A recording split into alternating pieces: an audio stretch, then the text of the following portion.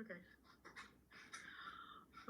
Hi everyone, I'm Asaad. I had a little bit of trouble getting my camera on, but I'm so relieved Melissa is doing better, because I met Etienne Thomas and his wife last year in AutismOne, and they had shown me her pictures, and they were trying to find ways to help her feel better, and so I was relieved.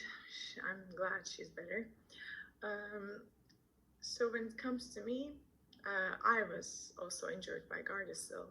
I had a really healthy childhood. I had no really important illness or anything, and I did many kinds of sports. And when I was about 23 years old, it was 2011. My family advised me to get this vaccine. They said, "Oh, you can prevent cancer now with this vaccine. You should get it." And the next time I visited my gynecologist and I asked her about the vaccine, and she said, "Yes, I can give it to you right now if you'd like." And I said, "Okay." I didn't ask much. I just trusted my doctor. I loved her. So she gave me the vaccine. I didn't feel much. It was after the third injection. I felt like I was gonna faint, and then I began sleeping a lot, so much, and then I had these different kind of neurological symptoms all at once. I had numbness in limbs, like for example, my arm would numb just right like that, and it would scare me. And I would have gastrointestinal problems. I would have tachycardia, which I found out was POTS, and many kinds of symptoms. And I was eating really healthy, doing sports. I always ate healthy. And instead of improving, I began having seizures. They were called, I was diagnosed with temporal lobe epilepsy, which would be like, I would have an aura, which was like a deja vu, and then I would have this feeling from my gut to my head, and energy would race up, and it would cause anxiety, but it's just a chemical reaction with no reason. And then I would have a really bad headache afterwards, and for that minute, my sense of time, I would lose the sense of time. I wouldn't know it was daytime, nighttime, summer, winter, because it's a temporal lobe. I heard that's what it causes. So I found my doctors couldn't help me. I was keep searching online. I found Mary Holland's book, and HPV vaccine on trial, and I read some stories. They were exactly like mine. I was crying. I was like, this is me. And then I kept researching. I found out Sainvax, and Freda Burrell reached out to me, and she said, "Sue, this is dysautonomia." And by that time, actually, I had cured my temporal lobe epilepsy. I used biofeedback. It was this quantum scale machine, helped me take control of the seizures. It doesn't mean that it healed me, because I still had toxins in me. It just balanced the seizures. So after I met Freda, she wanted me to write how I cured myself. And by the way, I also got cervical lesions and cervical cancer. And I asked my doctor, didn't I get the vaccine for this? And she said, it doesn't prevent all cancers. So she told me to get the surgery right away, the LEAP procedure right away. and I was trying to find a way not to get that, because I asked my doctor, if I get this procedure, it can cause the early birth and many problems. So every doctor advised me to get the procedure. And I said, if I get the procedure, will it happen again? They said, most likely, yes. So I said, then I have to build my immune system up. And I quit dairy, I quit gluten, I quit eggs, and I took lysine. Lysine is really good with viruses. I took ester C, and actually I did biofeedback too, and my lesions, my carcinoma was healed in about 3 months. And of course the doctors were shocked. So I wrote all about this in Norma Erikson's book, Journeys from Trust to Tragedy. And she did a really great job on getting together a bunch of stories. And later I came to AutismOne last year, and I met all you beautiful people, and I've learned so much. And I've watched Mario Lamo's presentation, The Girls in Colombia. We all cried watching that in 2013. It's a horrible, horrible story.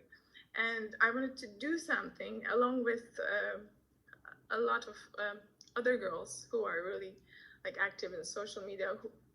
They were also vaccine injured. We actually found the Citizens for Restoration Foundation.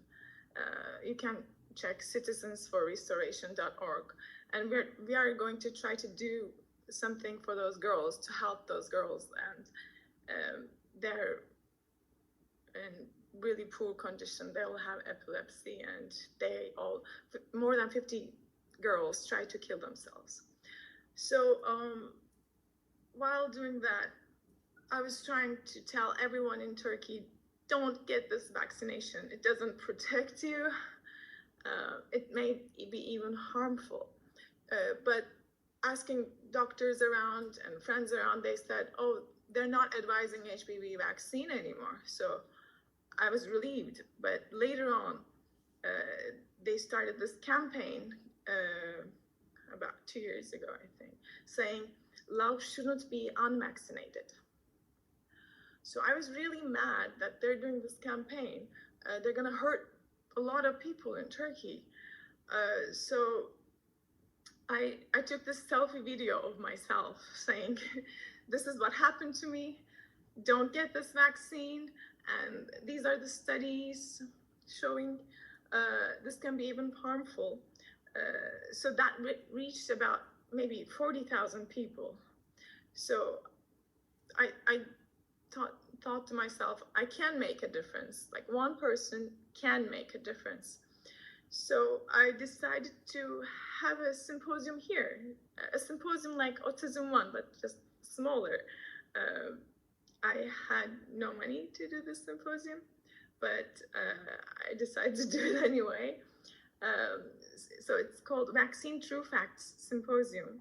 So I was trying to get doctors to speak, and I got the best ones. Professor Dr. Sezai Shahmai supported me. He was the head of gynecology department and one of the most well-known hospitals in Turkey, Cerrahpaşa. And he was actually the one, and his friends Murat Api, Professor Dr. Murat Api, and Professor Dr. Sedat Kadanalı. These three heroes actually protected a lot of girls because they were going to mass vaccinate in HPV vaccine in Turkey, and they were the ones to notify the government here. So this hero Professor Dr. Sadari Shahmai, came to my symposium and did a great presentation. And I invited Steve Hinks, director of SaneMax, to the symposium, and he made a wonderful presentation. John Shenton came, and we showed Sacrificial Virgins for the first time. And I was able to do the Vaxxed premiere in Turkey. And I did the whole subtitles, Turkish subtitles. It's a really hard job, but I managed it. I invited Bobby Kennedy too. He wanted to come as well, but we were canceled many times, so we couldn't fit the schedule. At first I was going to do it in this university, but there was so much pressure they had to cancel. And then I booked a hotel, and I actually paid a lot of money for that hotel. But 10 days before the symposium, they broke the contract because they said we have many pressure. You know where? Probably the lobby, pharmaceutical lobby. So I booked another hotel. So the third venue, I told everyone that I'm going to announce the place a day before. So, and I did that, but a lot of people just called me saying, you can do it at my house, you can do it here, you can do it there, everyone was, because they have injured babies, and they wanted to help. So we had mainstream media coverage. They made news saying this musician lady who has no medical background is having this symposium. She's anti-vax, and in nowhere I stated I'm anti-vax. I said I'm not anti-vaccine. I'm anti-toxin. I want safe vaccines. I want my vaccines to be national. I don't want another country to give me vaccines, and I don't want toxins in them. But luckily, we have a vaccine-aware president in Turkey. He protected us in H1N1 because the Ministry of Health was saying everyone should get this H1N1 vaccine, right? And then he said, I'm not getting it.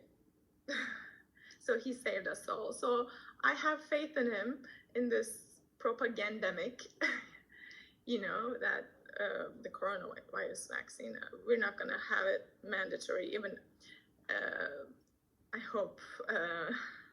So this matter is a national security matter, I believe. So this, by the way, let me see if I forgot something.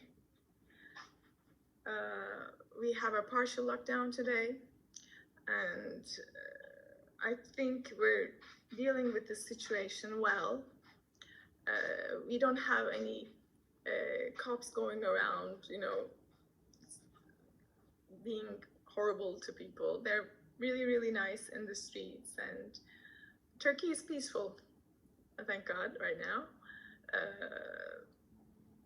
So I don't know if I have more time.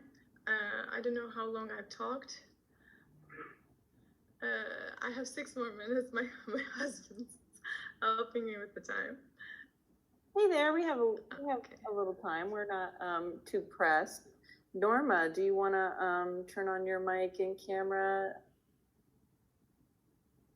Did you have anything else to say, Sue? Like, I want to kind of bring all 3 of you up if possible. Okay. At the end, but I do want to bring Norma in and see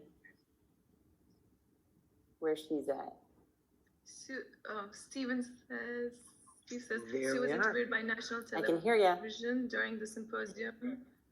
She took control and won the day. There were at least 300 million women. Yeah, and almost 50,000 people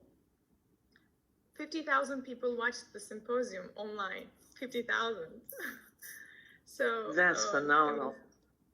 Hi, Norma. Hi. Sue, you've done such a wonderful job. Thank you so much. I couldn't translate your book to Turkish. I need help with that. I have. No worries. Okay. Well, we're going to go ahead and have Norma take the stage, and then I'll have all three of you up at the end. Okay, thank you so much, Sue. Hang in there. Thank you.